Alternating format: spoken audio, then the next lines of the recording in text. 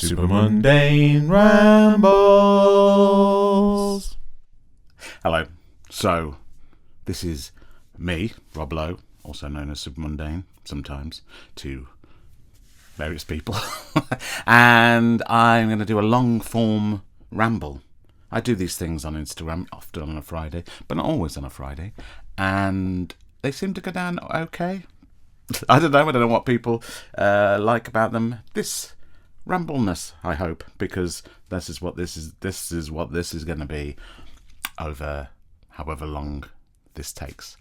And I thought I'd put it on YouTube because everybody else seems to be. That's not the reason. Kind of is. Anyway, this is the kind of thing it's going to be. If you can't handle strange syntax, me stopping halfway through a sentence and saying something else, maybe this isn't for you. But if you want to learn a little bit about design, illustration, art, the past is a useful place, the past. I know people are scared of it, but I think we shouldn't ignore it. We ignore it at our peril. So this ramble is going to be about Supermundane. Not me as much as the word. Where did it come from? Why did I call myself what people think it means, which is super boring? It doesn't mean super boring, obviously. But before we get to that, let's go back. Come with me as we go backwards on a journey. Backwards? A reversal. I don't know. Where are we? Let's go back to Middlesbrough College, where I did a national HND, Higher National Diploma in Graphic Communications. I haven't done a BA or MA or what's the other one? PhD. I haven't got the brains for that. Or I'm not anti-academic, but I enjoy working more instinctively. And the course was okay. It's the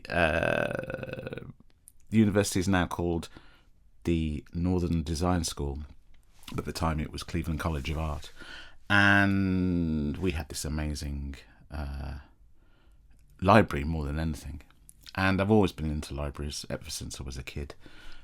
I didn't read that much as a kid. I think I loved books and libraries. I like the idea of reading more than I did. I didn't have the attention to finish most of the books I read. I read a lot more now, and I finish most of the books I start reading. Not all of them, but a lot of them. And I'm not even sure why I'm talking about this. Here we go. This should be saved for another thing. Let's change. Let's go forward. We are going to journey forward this time. Journey forward to post-college. And 1992? 3? I don't know. I came out of college. I did apply to do a BA, go on to a second year of BA, but I didn't get on. Imagine that now. And then I was on the dole for a bit lost, and then I applied for a job working for a company called Fast Forward Design. Their logo had a dot in between each letter, and it was very 80s, even though it was the 90s. And the owner was very 80s. He was like what would be termed as a yuppie, although I'm not sure he was that young. I mean, he probably was, but he didn't look. He was kind of balding with a ponytail and a pot belly. I'm not going to say his name, but he wasn't a very nice person, and he bullied everybody. And I occasionally would stand up to him because I don't like being told what to do, especially when it's just somebody saying it for the sake of it. I didn't get down very well either. Anyway, after a year of doing that, he went off and started his own company. We were working. This was a product design company working for a kettle company called Hayden, and I was doing packaging and instruction leaflets and things like that. And he started a competitive company and took everybody with him apart from me, thankfully, as it turns out.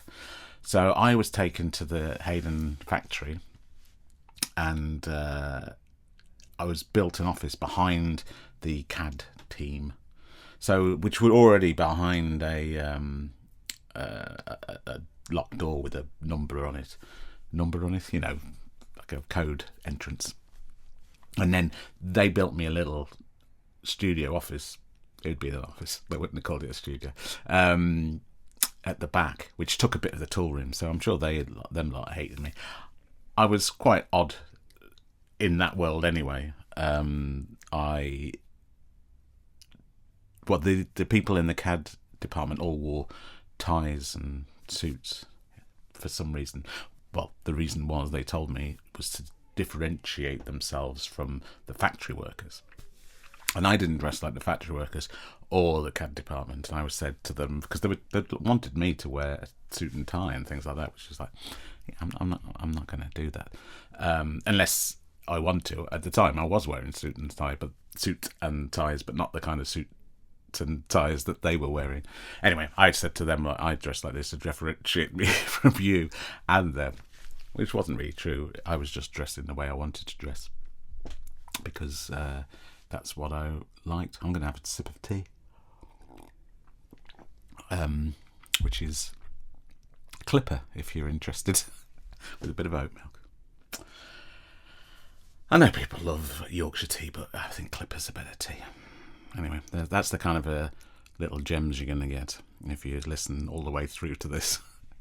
Where was I? I was in Burntwood in the Midlands, near Cannock Chase, in a little office, doing again packaging and stuff, because no one else knew how to do it. I was a junior really, but I was suddenly in charge of all this, and occasionally I would drive up to Carlisle to sign off boxes. Yeah. Or drive.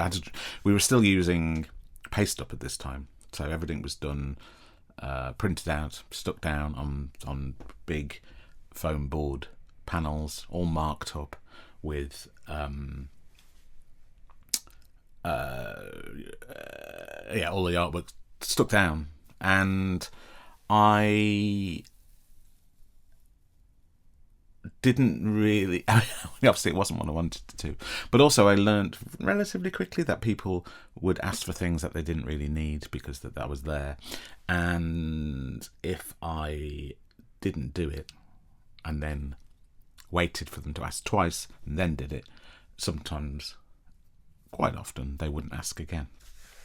So I spent a lot of my time just doing my own stuff. I had a program called Fontographer, and I was making typefaces.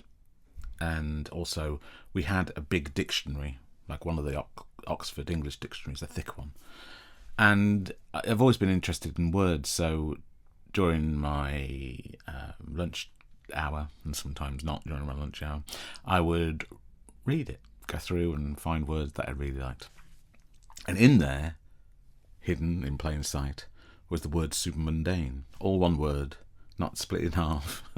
And it means above earthly things or beyond the world being mundane. And then, so I really like that. I like the idea that it sounded like the opposite of what it means. And that was the beginning, really, of a word that would be very useful for the rest of my career up until this point. At the time, I didn't use it for anything. I didn't know what to do with it, but I loved it. And then I used to have this battered up beige Cavalier, which I actually bought off one of the CAD designers, the guys there, who I got on with and we would have a laugh with, and I'd go to the pub with him occasionally. But I was very much an outsider within the whole factory, even though I ended up having a long-term girlfriend who worked in the factory, but that's another story. And so the word supermundane became something that made me think, I can use this as a way of formulating my thinking. And I had this beige Cavalier, which was a saloon. I mean, it was quite rusty, and we would have these sheets of decals that we would use to mock up graphics to put on the kettles. So you would, it's the kind of thing, if you've ever made a model airplane, it's what you put the decals on with. So you cut them out, put them in warm water, they float up, and you try and pick them up, and they're a pain, and you stick them on and they look like they've been painted on. But we would have sheets of this, so I cut out in stencil, this is Supermundane, or this is the Supermundane. I can't remember now. I don't have any photographs of this. But, and then I put it on the side of my car. So that was the first iteration of how I used Supermundane. And that was it really for a while, until I applied for a job in London for a company called Matmos, who were the inventors of the lava lamp. And at the time I was making making typefaces. One was based around lava lamps. It was based around the shapes lava lamps made. And this is the early 90s. It was going to go into, I mean, everybody was into the 60s. Not everybody, but I was. And the 70s. And it seemed like fate. This was in the back of Design Week. So at the time, the places you could find jobs were at the job centre, which was useless, really, in terms of wanting to be a graphic designer, or the Creative Review, which was around at the time still, and Design Week, which is still around but online. And Design Week just had one page at the back, but it was out every week, and there'd be advertisements of jobs, and one was Matmos. And I thought, well, okay, this seems like, I don't believe in fate, but I think this is a good opportunity. And I applied for it. The job itself was doing very similar things to what I was doing at Matmos, packaging instruction leaflets, but also it turned out we did the website and all this kind of, and it's basically everything visual other than product design, and was what I ended up doing at Matmos.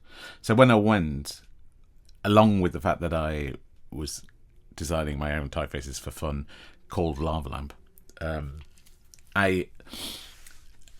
it felt like I felt relatively confident, although I was extremely nervous when I went for the job. And I had an A1 portfolio, which I'm not a tall man. and I had in that portfolio an actual long sleeve t-shirt. It weighed so much. So when it's opened up, obviously it's AO, it's massive. And I went down in my mod suit, all sharp, and sweated a lot and stuttered a lot, or that's what I thought I did. Anyway, and then I got, long story short, I got the job. And so I ended up moving to London. There I started to kind of look into different things, start to see the world a bit differently. I was interested in Taoism, and there used to be this shop on Neal Street called Neal Street East that had all this stuff like Buddhism and Taoism, and I'm not really that kind of person, but I was just interested. I was just interested in learning lots of things. And then not far from there on Charing Cross Road was Blackwell's, which is gone unfortunately. When Charing Cross Road had so many bookshops on there, and it was a wonderful place to walk down, and there's only Foyles and a few other a few of the second-hand shops dotted around there, but it used to be almost all bookshops, and I think even more so before I moved there. And Blackwell's had a section which was underground writing, and there was an imprint that came out at the time called Canongate, which was putting out an imprint of Canongate called Rebel Incorporated, and they were re-releasing all these underground books that people had forgotten about. There's somebody walking past, if you heard that. If you didn't, I shouldn't have mentioned it. Anyway, that's going to happen, I think. I'm going to try and ignore it if it happens again, unless somebody knocks on the door. And So I was, I found out about Richard Brautigan, who I love, and all kinds of people. So it was a quite exciting time for me. I wasn't great at school, and this felt like a time for me to learn all the things I hadn't learned, and I was just finding stuff over and over again. I think it was a similar time to when Jimmy Corrigan was out as well. Maybe that was a bit later. I can't remember. And 8 Ball, but then it felt very exciting, just lots of stuff, and so I started keeping a sketchbook, and I didn't really keep a sketchbook at college. It wasn't really something I did. I mean, everything was hand drawn and everything was sketched, but we would create projects. We would collate all these. I basically drew in layout pads, A3 layout pads, and we would collate all that at the end. So I didn't really have sketchbooks per se. I mean, I did, but anyway. But I started to buy the A5 black Dale Rowney specific books. I think from London Graphic Centre, which is odd considering now I've got a great big mural on this side of there. But then this is nearly 30 years ago. This is, did I say, yeah, well, context, it's nearly 30 years ago. And from that, I started to think about the world, computers. I mean, I'm not a Luddite, even though I'm well, this is the next thing I'm going to be doing, is properly looking into the term Luddite and its origins, because it's kind of used as an insult, isn't it? But is it really? I don't know. I don't know whether it's an insult, because look at where we are now. Anyway, that's a completely different thing, much bigger, and maybe I'll talk about that. Well, I probably will talk about that in another one of these if I continue to do them. And so I started to draw and write, and then I started to return to the idea of Supermundane, which the idea of, and at the time it was about taking household items and making them into amazing things, but not really doing anything, but just slightly looking at them from a different perspective. So a box of matches became a gift of fire, and then on the back it was, it says don't do this, and it's got a house on fire and things like that. Ironing became something you could do for pleasure, so it was ironing for pleasure, where you could iron the creases out of your life. It was a process. And vacuum cleaners had dirty thoughts, of course.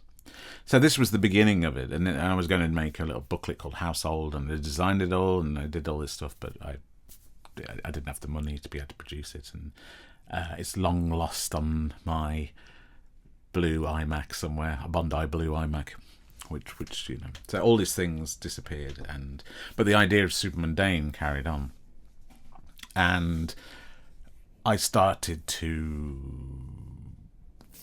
think. Well, at that point, the internet became a thing. It was bubbling about, but it became something that you could become a part of rather than just access. And I registered the domain name Supermundane. That's quite a thing to say. Domain name Supermundane. Domain name Supermundane. And that is was a good thing to do. I think this was 2000, maybe, so 25 years ago, maybe 2001. I don't know. I've said this before, but it's one of those space age names, futuristic sounding times. Now they're just a distant past.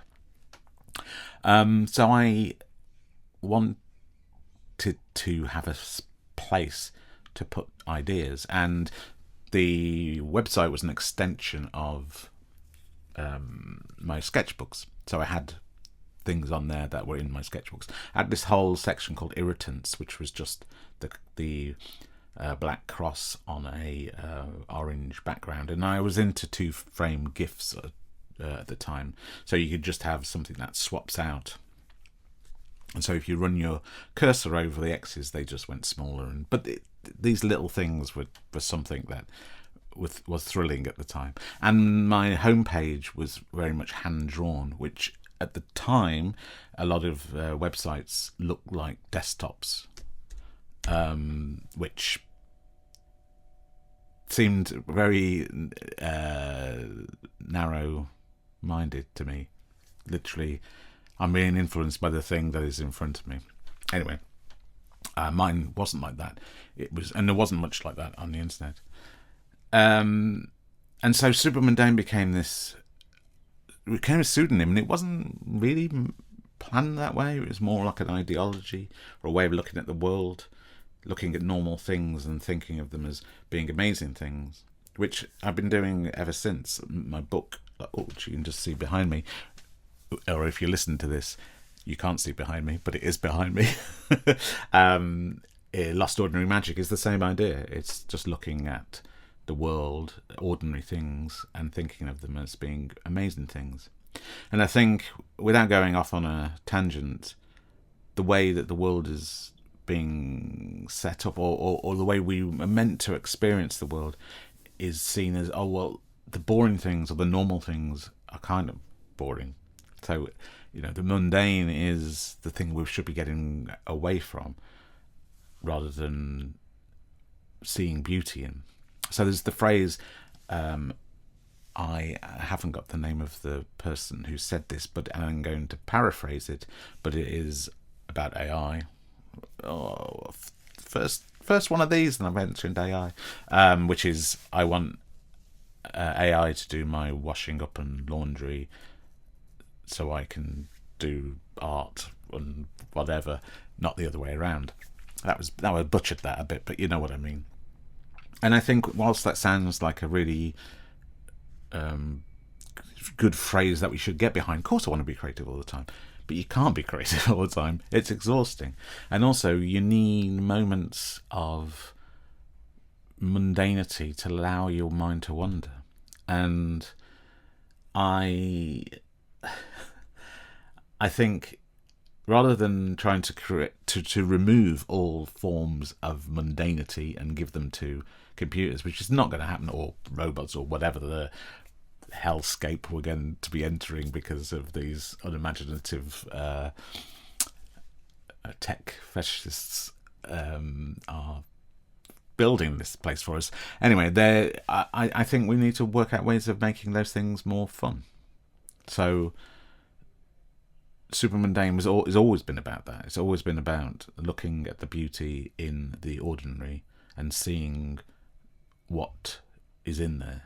And there is always something in there, rather than charging onto the new and the novel and always having to look to the bright and the big and the loud and now everything moves, blah.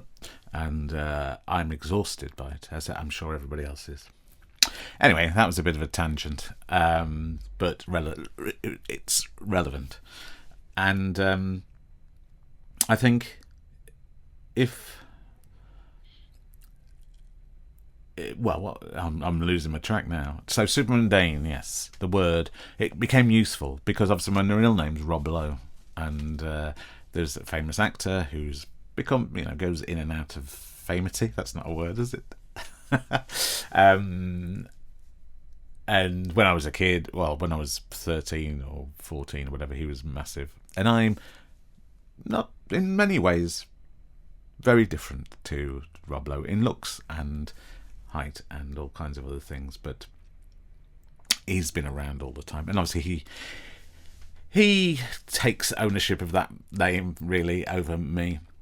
So Supermundane has been useful in that term, and also the word itself is one of the words that if you type in, it gets a little red squiggle underneath it, which is kind of annoying because it is a real word, and it's fallen out of most dictionaries. I have a dictionary somewhere here that has it in, just so I can prove that it is a real word. And when I explain it to anybody who thinks it means really boring, and I also say, well, why do you think I would call myself really boring? This isn't, I'm not, I am self-deprecating, but not that self-deprecating.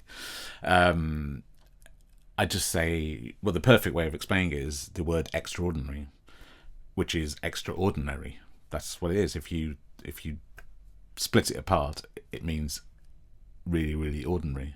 And it's the same with supermundane. Split it apart, which people do sometimes, and I say that has a different meaning. That is me calling myself super boring, but together it means beyond the world. And I did a booklet of poems, well, kind of micro dramas, I think I called them, 14 years ago, and I called that Extraordinary, without a hyphen, so Split by Supermundane, which had a hyphen. So I put a hyphen in if I do have to split the word. And sometimes people take it out because they don't like the look of the hyphen, I think. But in reality, that hyphen is quite important in terms of what the word means. Anyway, so it's been the thing that's binded all my work, really, and it's fitted in with my, I am quite self-deprecating, and it allows me to make things that fit in with that. I like double meanings, and most of my work can be seen in more than one way.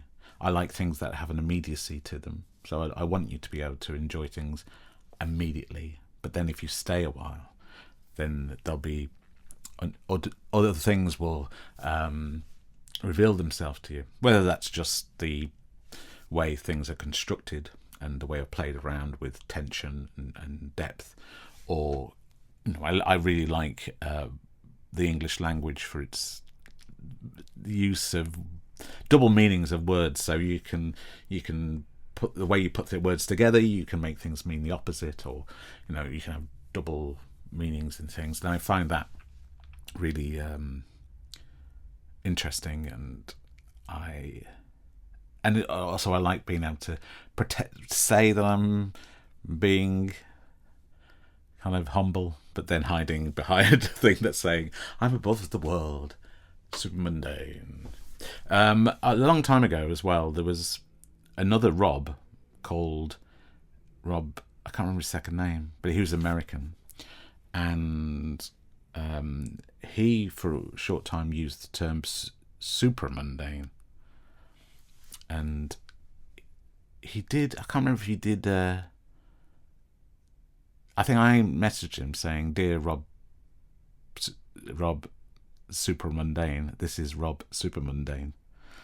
And then he replied going, "Oh, that's funny, where did you get the name?" He got it from Buddhism, because there's a book called Supermundane, but I just said I got it from the dictionary, which was true. That was it. But I think, and I need to check this, because there's a guy called Evan Hecox who put my name, put a link to my website on his website many years ago, when people did that kind of thing, when people had links to other people, which I think was a very lovely thing, and I think that's missing now. I think I said think too many times, but I feel like that is missing, the kind of community building and the generosity of that. Anyway, Evan Hecox didn't know me, or I don't think he did. I said thing again. I wasn't aware that he did.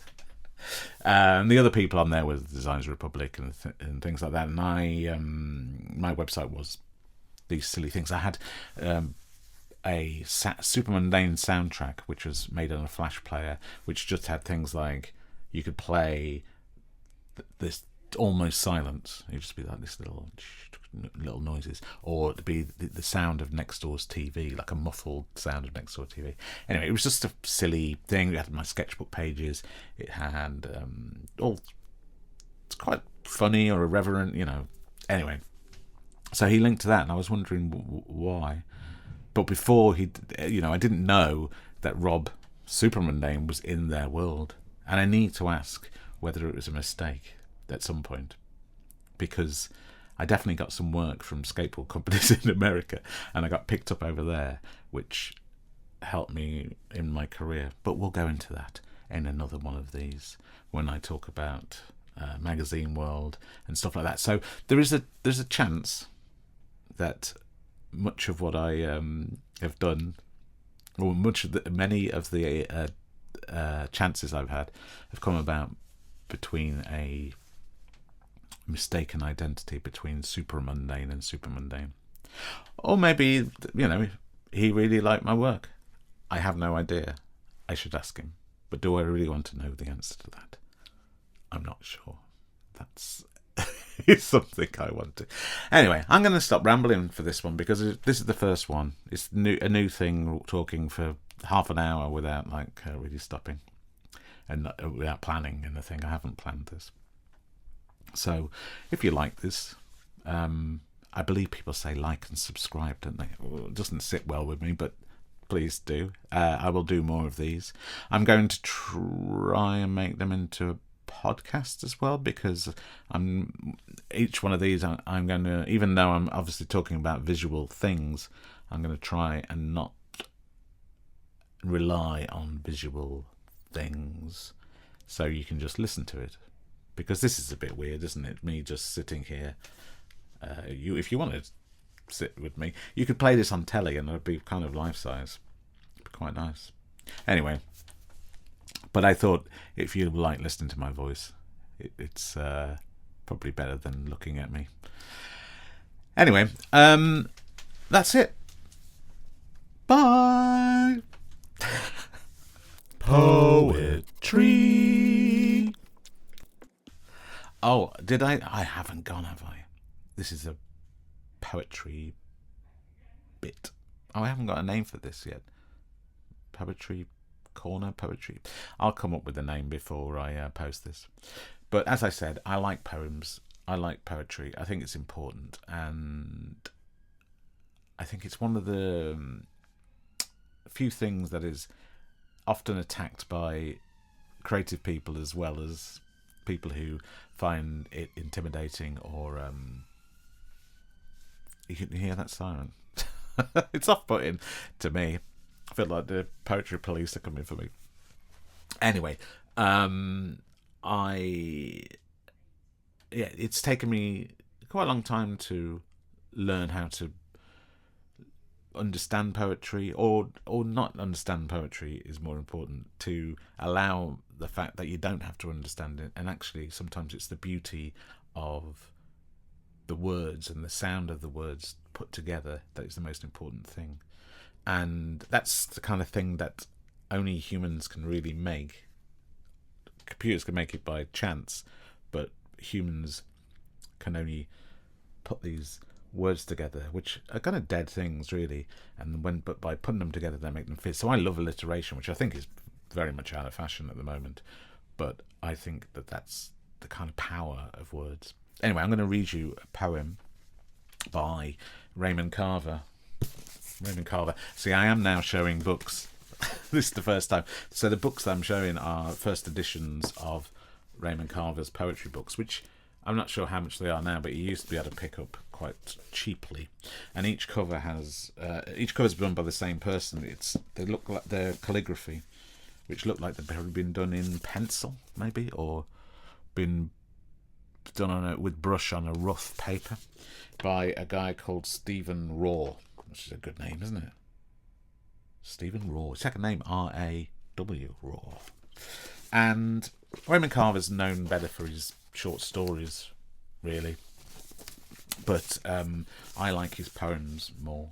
And he's one of those people that the poems are quite clear, they're immediate. So they were an introduction really into poetry that I enjoyed, along with kind of people like Charles Bukowski. But I'm going to read you my favourite of his, called Your Dog Dies. And this has been quite influential on me. So, your dog dies. It gets run over by a van. You find it at the side of the road and you bury it. You feel bad about it. You feel bad personally, but you feel bad for your daughter, because it was her pet and she loved it so. She used to croon to it, let it sleep in her bed. You write a poem about it. You call it a poem for your daughter, about the dog getting run over by a van, and how you looked after it, took it out into the woods and buried it deep, deep. And that poem turns out so good, you're almost glad the little dog was run over, or else you would never have written that good poem. Then you sit down to write a poem about writing a poem about the death of that dog. But while you're writing, you hear a woman scream your name, your first name, both syllables, and your heart stops. After a minute, you continue writing. She screams again. You wonder how long this can go on. So yeah, as I say, that was pretty influential to me, mainly because of the layers of it and the way it twisted. It starts off one thing, then it becomes meta in terms that it's talking about itself, then it becomes itself again, then at the end it's like twists. And I'm not a massive fan of twists, but that's not a kind of, it's not a sixth sense twist. It's just a way of shifting. It goes from something happening, and I like the fact that the title is part of the poem as well.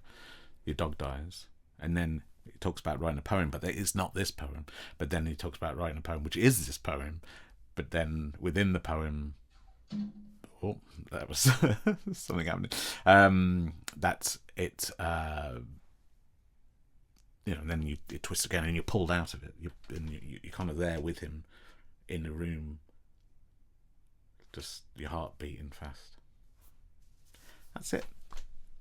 Anyway, this time it's goodbye for real. Thank you, and bye.